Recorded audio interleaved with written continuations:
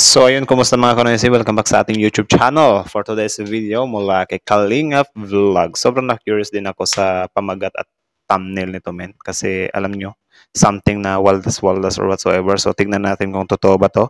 Ang video nito ay mula kay Kalingap Vlog again. Meron ito pamagat na kumpirmado pera ng sponsor Winaldas. Kalingap Rab latest vlog today.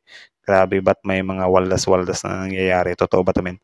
Kalingap Vlog, supportahan nyo yan bago natin simulan. At syempre, kung trip nyo na ganitong reaction video may kasama kayo manood, huwag nyo na rin kalimutan supportahan yung YouTube channel natin, Filipino AC. So, di na natin to patatagalin pa, baka agawin pa ng China. Again, ang title ng video ito guys is Kumpirmado Pera ng Sponsor Winaldas Kalingap Rab latest vlog today. Like, comment, share, subscribe. Yeah. But parang nag-outro ko. Like, comment, share, subscribe. Start. Kumpirmado, pera ng mga nag-sponsor Winaldas, at ito ay alam na mismo ni Kalingap Rab. Nako. At Kalingap Rab gumawa na ng paraan. Isang magandang araw po mga Kalingap. At Ano kaya yung gagawin niyang paraan or ginawa or ano kaya yung paraan niya, guys? sanay hindi nyo po makalimutan na mag-like sa video na ito. At paunawa ay atin po munang panuorin ang kabuuan ng video upang ating malaman kung sino-sino sila mga Kalingap. Yun, buti may At pa-reveal. salamat po sa pagsuporta kay Kuya Val Santos at Kalingap Rab. Yun. Isang napakasakit Val Santos at Kalingap Rab, support nyo rin yan, guys. malaman kung ang iyong pinaghihirapan mo ay mapupunta lamang sa walang kabuluhang bagay. At lalo na kung ito ay ginagamit sa isang paraan na hindi karapat-dapat. Yun. Lalo na sa ating panahon na alam naman natin kung gaano kahirap kumita ng pera mga Kalingap. Sobrang hirap, legit yan. Ramdam or ranas ko rin yan. At lalo na sa ating mga kababayang mga OFW na kung minsan ang kanilang paghahanap buhay ay buwis buhay pa na matatawag natin. Yun, tama. Ngunit tinitiis nila ito dahil nga sa kanilang mahal sa buhay.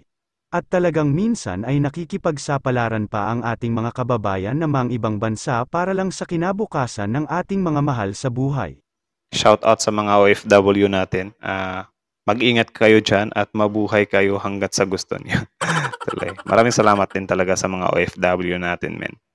At ito nga ang laging sinasabi ni Kalingap Rab sa mga benepisyari na kung maaari ay gamitin lang ang perang natatanggap nila sa mahahalagang bagay. Tama. Hindi siya Lalo luho. na ay halos naman ng mga pera na tinatanggap ng mga benepisyari ng Team Kalingap ay nanggaling sa mga nag-sponsor. At dito nga ay kadalasan ng mga nag-sponsor ay nasa ibang bansa mga Kalingap. Kaya mahalaga talaga na isipin din talaga ng mga benepisyari na huwag gastusin ito ng kung ano-ano na lang ang maisip bilhin ay bibilhin na. Tama.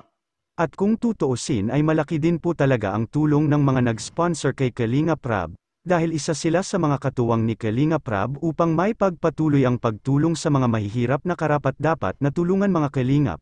Kaya Tama, kasi konti lang naman yung YouTube sahod, guys, kung i-compare nyo sa mga pabahay na projects, di ba?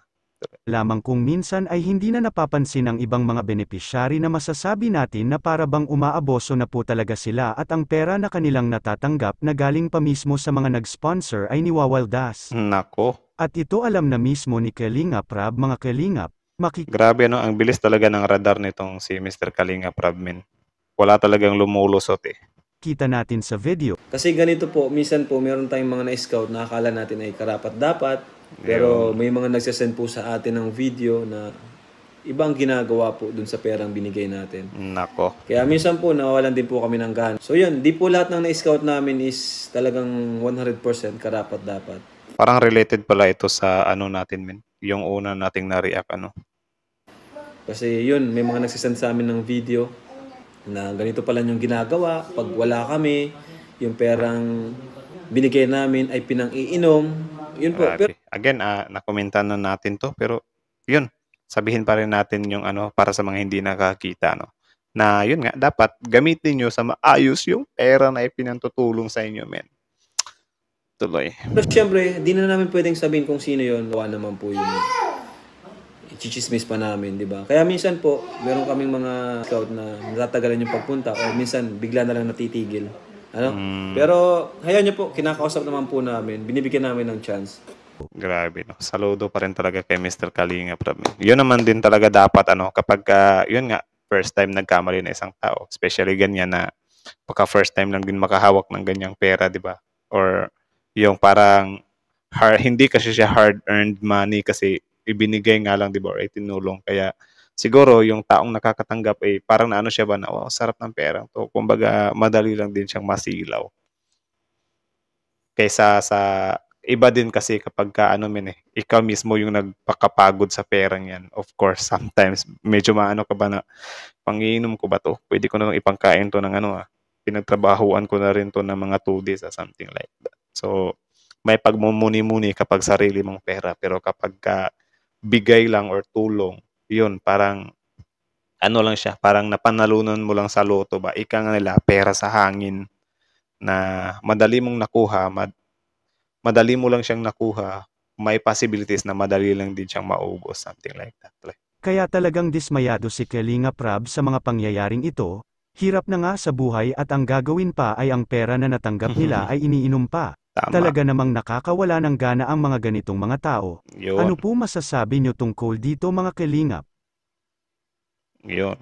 Kita nyo naman. Actually, maraming nag-debate dito sa comment section, pero mas marami talaga yung uy, bakit pa pinangiinom yung pera niyan? Hindi naman pala deserving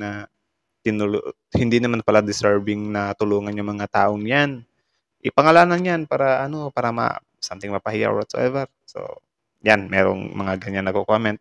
Sa kabilang banda naman, may nagsabi naman na baka first time lang uminom, baka may problema lang kaya uminom, something like that, diba? So, wag daw i-judge agad. So, hati din talaga yung opinion ng mga tao. Pero para sa akin, ang insights ko lang dyan is, halimbawa ganyan, bibigyan ka ng pera na pantulong. Kung ano yung sinabi sa'yo ng tumulong sa'yo, sundin mo yun kasi bonus money mo na nga yun, di ba? Like, hindi mo nga pinagpaguran yung perang yan. Dapat i-appreciate mo kung ano yung gusto niyo mangyari. Pera na lang siguro kung labag sa loob mo. Like, for example, bigyan ka ng 100,000 tapos sabihin, bili mo lang yan lahat ng itlog kainin mo araw-araw. Tapos ikaw parang mag-ano ka ba na, grabe, ang umay naman nun, itlog araw-araw. Something like that, di ba? So, baka pwede ka pang doon na, ma'am, hindi ko kayang kumain ng itlog araw-araw. Something ganyan. Siguro pwede kang mag-appeal na, ma'am, hindi ganyan, baka pwedeng ito naman, mag-sardinas naman ako. Example lang yun na mga ganyan nga, kapag may pera na ibinigay sa'yo at may gusto nga yung tao na paglaanan siya, ilagay mo siya. Like, halimbawa, sabi siya na, ibili mo ito ng bigas, good for 1 month mo to. Bigas yan, good for 1 month. Ikaw na bahalang dumilihin siya ng pang-ulam. Importante, may bigas ka na. Di ba? Something like that lang. Hindi yung, pang isang buwan mo yan na bigas. Tapos, ang binili mo lang pang kalahating buwan na bigas. Tapos, kalahating buwan na alak. So, pangit yung ganun, di ba? X yun, X. So, gamitin lang talaga natin na maayos yung pera na ipinantutulong sa atin, para, yun, maano din natin yung mga nagbigay or tumulong ba na napunta din sa ayos yung pera nila kasi pinagpaguran din naman nila yan Hindi din naman nila pinupulot lang yung mga perang yan, di ba? So, yun lang naman. Again, Kalinga Vlog. Supportahan nyo yan. Original video link nasa description box below. Go subscribe, click notification bell, mag-iwan ng like sa mga videos niya, panoorin yung mga videos niya. Tapos, syempre, credits to Mr. Kalinga Prab. Supportahan nyo rin yan. And also, bago nyo iwan yung channel natin, don't forget to subscribe, Filipinoise. Like, comment, share, subscribe, Filipinoise. So, I think hanggang dito na lang muna. Filipinoise is out.